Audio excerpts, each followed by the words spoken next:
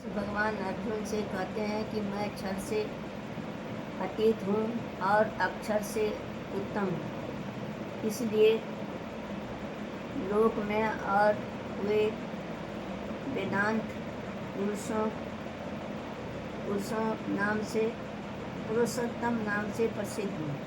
यहाँ भगवान कहते हैं कि क्षर और अक्षर की अपनी कोई स्वतंत्र सत्ता नहीं है, परंतु परमात्मा की स्वतंत्र सत्ता है।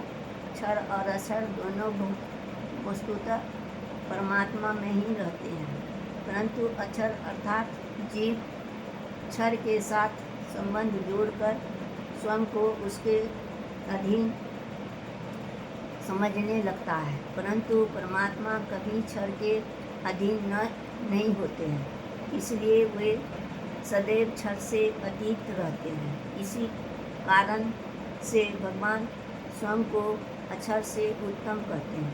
यदि जीव जगत के साथ संबंध तोड़कर पुरुषोत्तम के साथ संबंध जोड़ ले तो वह परमात्मा से अभिन्न हो जाएगा, वे ही पुरुषोत्तम है।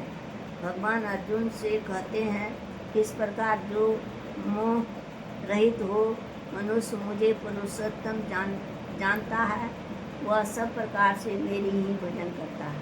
यहाँ भगवान कह रहे हैं कि जब साधक का चित्त क्षर से परे चला जाता है और वह परमात्मा के परमेश्वर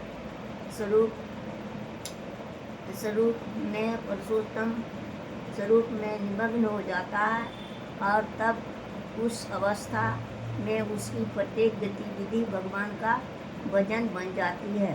भगवान ऐसे ही भक्तों का प्रशंसा यहाँ कर रहे हैं। मुझे तुम्हारे जैसे प्रेमी भक्त जितने प्रिय हैं, उतने ही प्रिय मेरे पुत्र ब्रह्मा, आत्मा, शंकर, श्री बलराम जी, श्री लक्ष्मी जी भी नहीं है।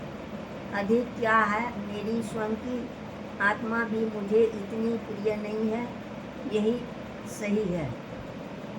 जिसका संपूर्ण जीवन पुरुषोत्तम को समर्पित हो गया, संशय से मुक्त हो गया, जो साक्षात सर्वशक्तिमान परमेश्वर के अथात स्वरूप से परिचित है, वही सर्वविदित सर्वज्ञ है।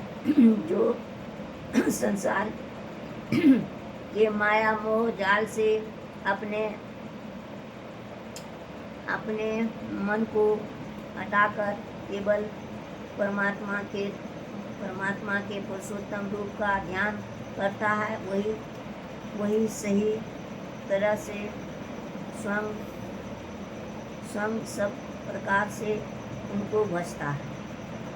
आपका छत्र छाया अर्पण हमारे सिर पर रहे, सबका मंगल हो। आपको सत नमन। ओम।